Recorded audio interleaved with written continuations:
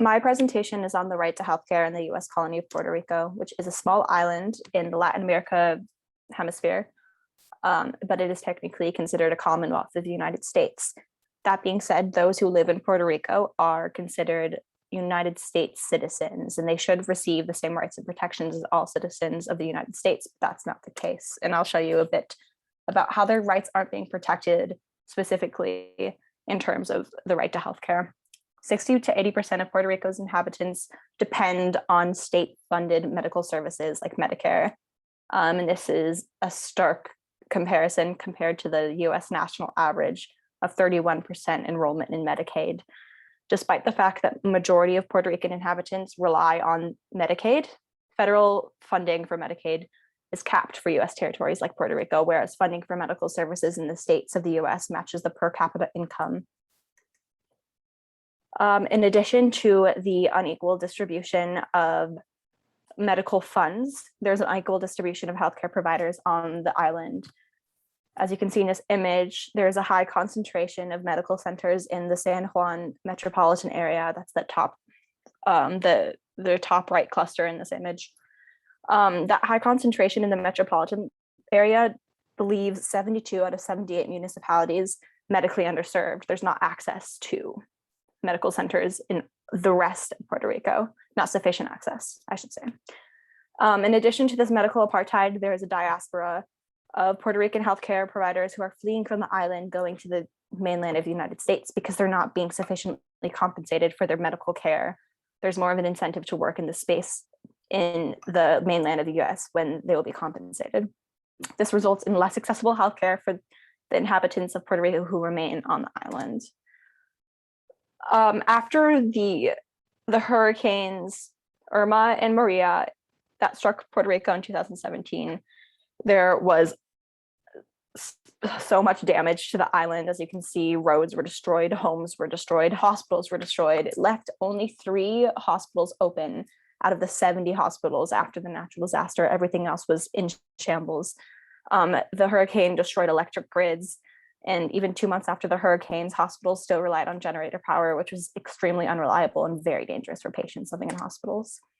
The response of the US government to hurricanes Maria and Irma were very much subpar. They did not recognize the struggle of Puerto Rican citizens.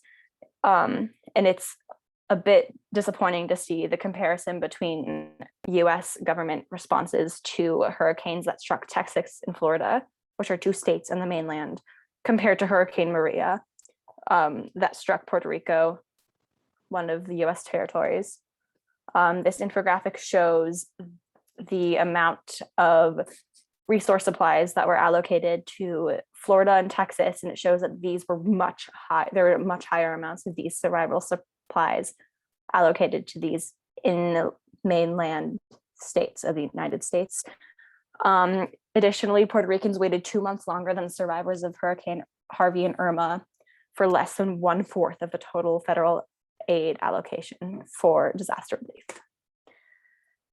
The way we can describe, the way that we understand the cause of this disparity of aid allocation is described by the lingering remnants of colonialism.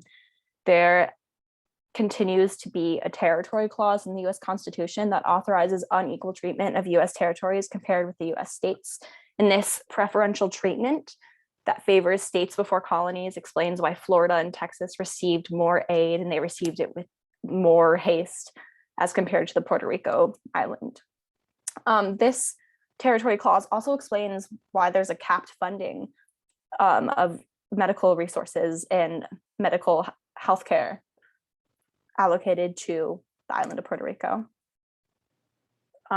There's a history of colonization that I've briefly mentioned throughout the presentation. To be more precise, Puerto Rico was first colonized by Spaniards, and then after the Spanish-American War, the US captured Puerto Rico and claimed it as an unincorporated territory.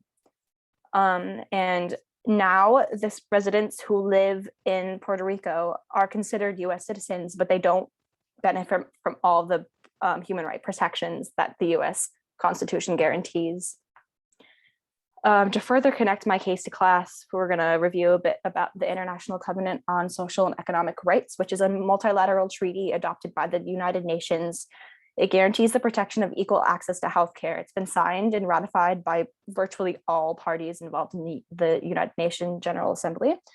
But the United States is among the few that has signed the treaty, expressing intent to comply, but it has not yet ratified this treaty, and it is not bound to the demands of the covenant and does not consider the covenant as law because it has not yet ratified what the covenant stands for. The fact that they have signed but not ratified the treaty demonstrates that the US is not committed to protecting social and economic and cultural rights like the right to healthcare.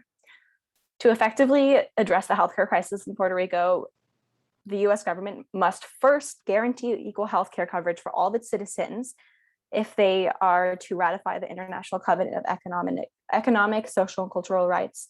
They will in effect legitimize the right to healthcare as equal to law. And the United States must also acknowledge that abiding by the territory clause of the United States Constitution harms citizens of the United States who live in territories like Puerto Rican citizens.